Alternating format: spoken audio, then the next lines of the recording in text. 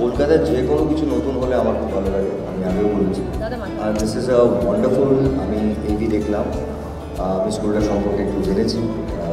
আমাদের কলকাতার খুব কাছেই, কলকাতার মধ্যেই বলবো, আমরা কলকাতার বাইরে নয়। সো এত বড় একটা স্কুল, আমার প্রথমেই এভিটা দেখে, মানে আগে তো শুনেছি, বাট আফটার ওয়াচিং দ্য এভি আমার কারণ মনে হচ্ছিলো ছোটোবেলায় যদি আবার স্কুলটা শুরু করা যেত। কারণ এখন তো আমার ছেলেও ইন্টারন্যাশনাল স্কুলে পড়েছে কোটাইতে, তো সেখান থেকে ওকে লন্ডনেও পাঠিয়েছিলাম। আবার কেম ব্যাক, তারপর গ্র্যাজুয়েশন করেছে কোটাই থেকে।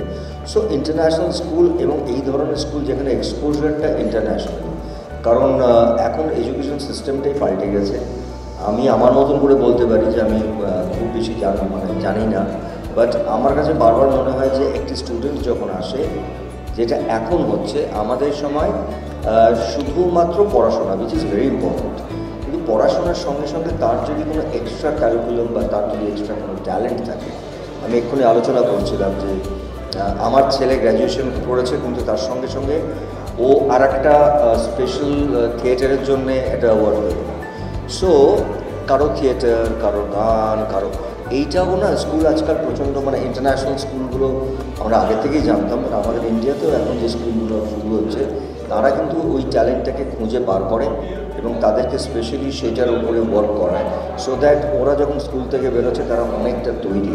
আমার মনে হয় দিস ইজ ওয়ান্ডারফুল থিং, যে পড়াশোনার সঙ্গে সঙ্গে অ্যান্ড টেকনোলজি। আমার মনে হয় টেকনোলজি, আমি এক্ষুনি বলছিলাম যে এআই, আমি এক্ষুনি একটা মানে কোর্স শুরু করতে চাই, কারণ এটা ফিউচার।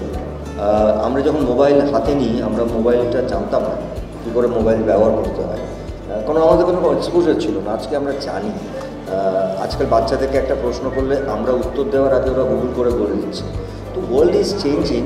সেখানে মনে হয় আমাদের যারা বাচ্চা, যারা পরবর্তীকালে আমাদের ফিউচার, তাদের জন্য এই ধরনের school is very important. I am very happy যে আমাদের এরকম একটা স্কুল কলকাতার মুখে এসছে, এবং আরও অনেকগুলো ভালো ভালো স্কুল আছে আমাদের কলকাতায়। আর as we always know that, Kolkata বলি বা বাংলা বলি, আমাদের একটা বিশ্বভারতীও আছে। সো আমাদের একটা কালচারাল হাব। আমি মনে করি যে ভারতবর্ষে কালচারাল হাব যদি আমরা কাউকে বলি, মানে কোনো জায়গাকে, সেটা নিঃসন্দেহে বাংলা। এবং আমি খুব গর্বিত যে আমি এই মাটির মানুষ।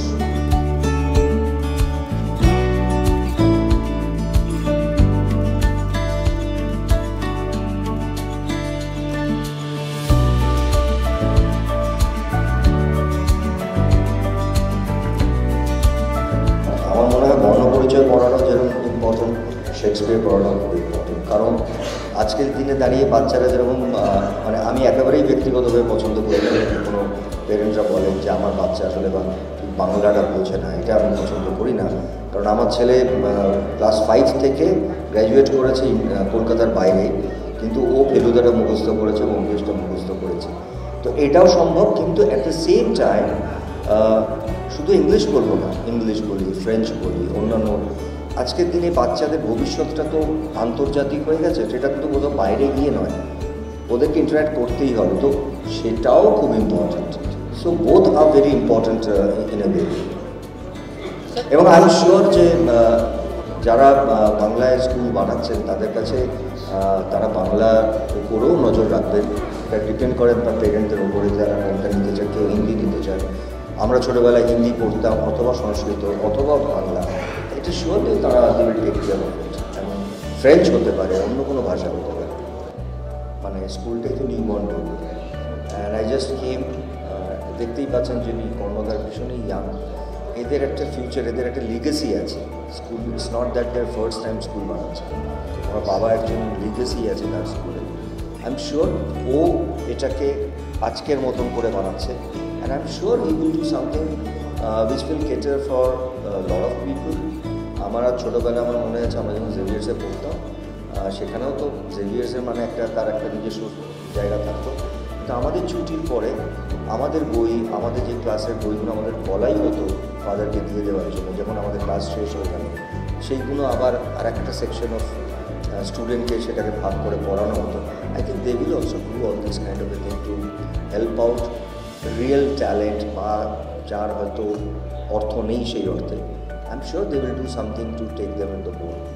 They are talented. So do you have any planning to take acting classes as a culture part of the students? You see, I'm blessed that I have taken, because my son is studying right now with, he just passed out with Anupam Kher's acting academy. I took classes there also.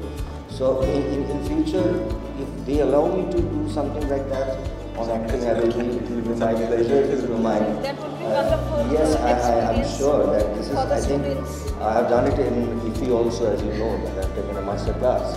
So I will be really. Maybe in the future. Yeah, I mean, normally Kolkata people doesn't call me, but nationally people call me for class to take it to class.